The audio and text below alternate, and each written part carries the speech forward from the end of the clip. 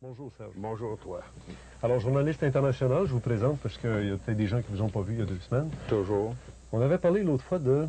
Il est minuit moins 15 secondes à Ottawa. Ouais.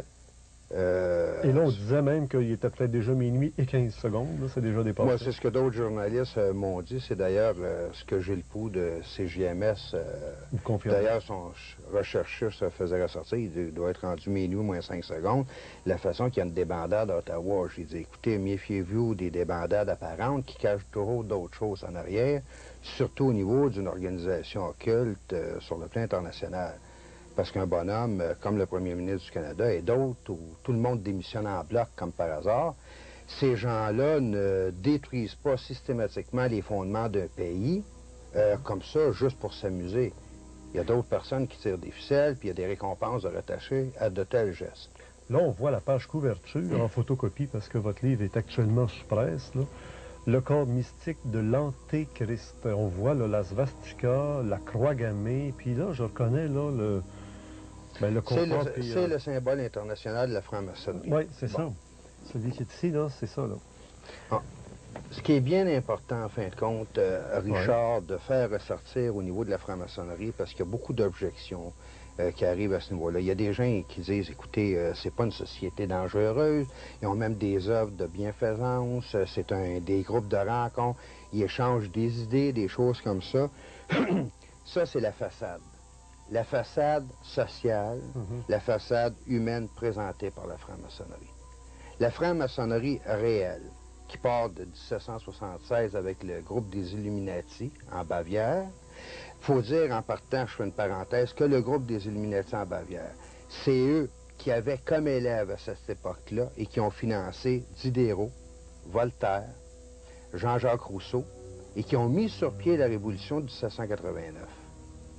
La Révolution française. La Révolution française. Qui avait pour devise liberté, égalité, fraternité. Oui, mais les mots liberté, égalité, fraternité ont été d'abord pensés dans les loges maçonniques. Exact. Ils ne sont pas sortis comme ça du jour au lendemain de quelque individu. Et la Charte des droits de l'homme qu'on retrouve à l'heure actuelle sur la planète et qu'on retrouve aussi au niveau des Nations Unies est une charte qui a été pensée par les francs-maçons dans les loges maçonniques au 19e siècle.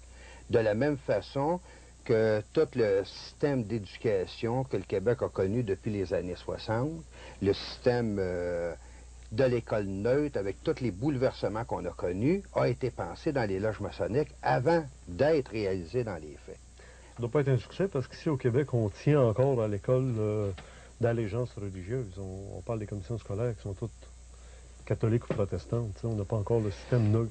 Ça, c'est au niveau de l'apparence, mais si on le regarde en profondeur, la réussite est totale à l'heure actuelle, surtout lorsqu'on lit le volume, le corps mystique de l'Antéchrist, avec les plans qui avaient été pensés en 1860 et 1895 à ce niveau-là. D'ailleurs, tout le mouvement, j'ai absolument rien par rapport au mouvement de libération de la femme est égale de l'homme, ça, il n'y a pas de problème là-dessus, sur le plan humain, on le sait. Mais il faut dire que tout le mouvement de libération de la femme, le mouvement au niveau de l'éclatement de la famille, les droits de l'enfant, c'est des choses qui ont déjà été pensées dans les loges maçonniques avant d'arriver dans les sociétés. C'est pas des choses qui ont poussé comme un champignon en pleine nuit. Ouais. Mais revenons pour continuer aux Illuminati, à la franc-maçonnerie, dans sa réalité, qu'est-ce que c'est? La franc-maçonnerie est avant tout, et ça va peut-être surprendre des gens, c'est une organisation religieuse. C'est une église. Ils se considèrent comme tels, ils se considèrent comme la nouvelle Église, comme étant la seule ayant droit d'existence sur la planète. C'est une Église fondée sur les écrits qui ont fait en fin de compte, sortir par Jean-Jacques Rousseau à cette époque-là, c'est-à-dire au niveau de l'homme naturel. L'homme naturel par rapport à la nature, à ce moment-là, on ne reconnaît pas la famille, il faut faire éclater la famille. On ne reconnaît pas les liens au niveau des actes du mariage, au niveau des choses de naissance, ainsi de suite, comme ça se passe dans nos sociétés organisées, on s'arrange pour les faire éclater. Et le meilleur exemple que tu peux avoir au niveau de cet éclatement-là, c'est la Révolution d'octobre en 1917 en Union soviétique, qui a formé, en fin de compte, le communisme, qui a donné naissance au communisme. Lénine a été formé dans les loges maçonniques. Il y en a plusieurs qui vont sûrement être surpris, mais la plupart des écrits que Lénine a sortis, il les a pris à partir des loges maçonniques, ils les ont appliqués sur un plan politique, sur un plan matériel en Union soviétique pour une épuration complète de la population. Quel est leur objectif L'objectif... Cette maçonnerie, parce que là, il faudrait distinguer deux types de maçonnerie. Il y a la maçonnerie des Boy Scouts pour adultes, qui se sert de gens comme paravents pour faire des bonnes œuvres, faire des actions positives. Et on va trier à travers le lot dans cette société les individus qui ont les propriétés au niveau de leur âme pour accéder à des plans occultes de la franc-maçonnerie. Et ceux-là, on les pousse pour qu'ils montent. C'est ceux-là qui montent dans la hiérarchie.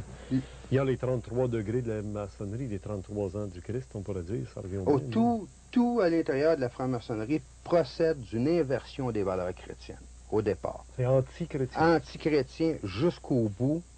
Le 33e degré. Mon cher, mais là, vous risquez de vous faire démolir après l'émission, ça n'a pas de bon sens. Moi, parce qu'on sait une chose, oui. Je pense même le premier ministre du Canada, il est dans une des loges franc-maçonniques. Ils sont obligés de passer par là pour être dans le système politique international. Moi, je vais te dire une chose, Richard. Si on prend les documents de 1940, oui. À l'exception du président Adams aux États-Unis, tous les présidents avaient et appartenaient à la franc-maçonnerie. À cette époque-là, 65% des sénateurs américains appartenaient à la franc-maçonnerie. Ils sont obligés d'y appartenir, sinon ils ne passent pas. Ben, les pères de la Constitution américaine, Jefferson, Benjamin Franklin, ils étaient tous des francs-maçons. Ils étaient tous des francs-maçons, ils étaient reliés avec les groupes comme Lafayette, Voltaire qui rencontrait en France, ainsi de suite. C'était une continuité des loges françaises en Amérique. Plutôt que de penser qu'ils veulent le mal de l'humanité, est-ce qu'on ne peut pas penser qu'en toute bonne volonté, ils veulent le bien? Puis quand vous dites une épuration de la population, ça serait le genre de ce qui se passe en Yougoslavie, une épuration raciale, religieuse, spirituelle, pour que finalement ne règne sur la terre que ceux dans la race humaine qui méritent de régner, et que les autres soient utilisés comme des esclaves, comme le voulait Adolf Hitler. Les nazis, puis à part des nazis, c'était le petit peuple.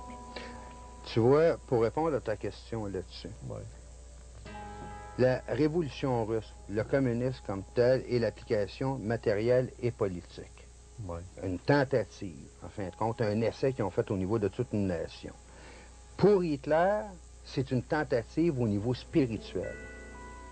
Et ce que je m'explique à l'intérieur de ça, c'est que Hitler était considéré non seulement comme un sauveur, c'était plus qu'un homme politique pour le peuple allemand, il était une réincarnation au niveau des anciens dieux allemands, et beaucoup plus que ça, il était l'individu qui avait été choisi par Dieu pour redonner au peuple allemand ce qui lui revenait de droit, en fin de compte.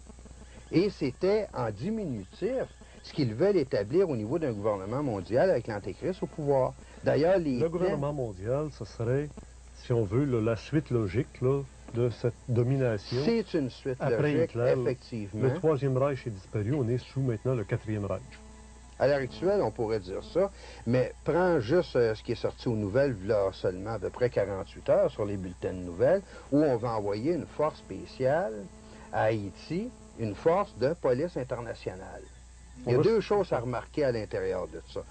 Un, on veut choisir, et on a précisé qu'on veut choisir les contingents militaires canadiens-français pour les envoyer à Haïti. Et à ce moment-là, on rejoint ce que j'avais mis dans mon premier volume, il est minuit moins 15 secondes à Ottawa, pour départir le Québec de toute opposition militaire possible pour les plans qu'ils ont en tête à l'heure actuelle. Les troupes des Nations unies du Canada qui sont en Yougoslavie, c'est des Canadiens français. Justement. Ben oui. Et deuxièmement, on est en train de mettre psychologiquement dans la tête des gens l'existence d'une police internationale nécessaire. Mais la police internationale nécessaire est en diminutif, là, une police réelle qui va gérer, en fin de compte, le bien-être des gens sur la société de la planète sous un gouvernement de l'Antéchrist. C'est en plus gros qu'est-ce qui existait sous Hitler ou sous d'autres régimes qui ont existé où il y avait une police spéciale pour surveiller les intérêts de l'État. Mais il faut se dire qu'au départ, ceux qui deviennent présidents des États-Unis, qui deviennent présidents des nations à l'actuel, il faut qu'ils aient passé le 33e degré de la franc-maçonnerie. Ouais. Quel est en réalité ce 33e degré-là? Le 33e degré se compose d'une messe noire obligatoire, d'un sacrifice humain. On tue quelqu'un véritablement, soit qu'on a enlevé ou ainsi de suite. Ça fait partie du rite initiatique à ce moment-là. Et troisièmement, c'est la glorification de Satan et l'établissement du règne de Satan sur la planète.